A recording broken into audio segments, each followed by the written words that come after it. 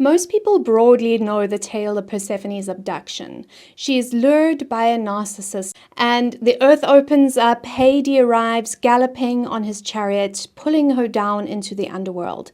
Then her mother Demeter grieves so completely and so violently that the entire earth becomes barren in response. The crops fail and the world goes cold until a negotiation is finally struck and Persephone may return to the overworld for part of the year. And if we stop the story there, which is what most retellings do, then Persephone becomes almost entirely passive. The maiden that things happened to, the daughter searched for and recovered, a figure defined entirely by what was done to her rather than who she becomes on the other side of it.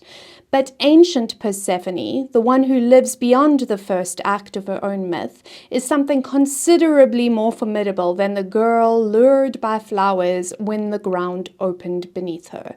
She becomes Queen of the Underworld, and that title is not ceremonial because the Persephone who appears elsewhere in Greek tradition is not a frightened maiden waiting to be rescued by the gods above. She is a chthonic power in her own right, ruling beside Hades over the dead. Her name, woven through the funerary traditions and the mystery cults that surrounded the most serious thresholds a human life could cross.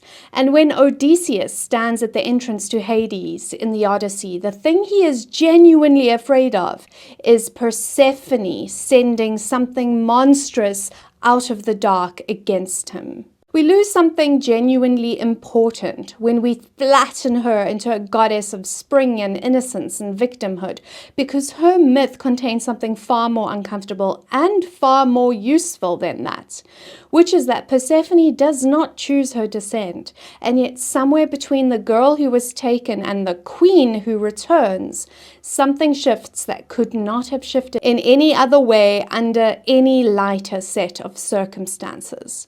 She enters the underworld as a maiden gathering flowers, and she returns from it as Queen of the Dead. And those are not the same person. The descent is not incidental to that transformation. It is essential to it.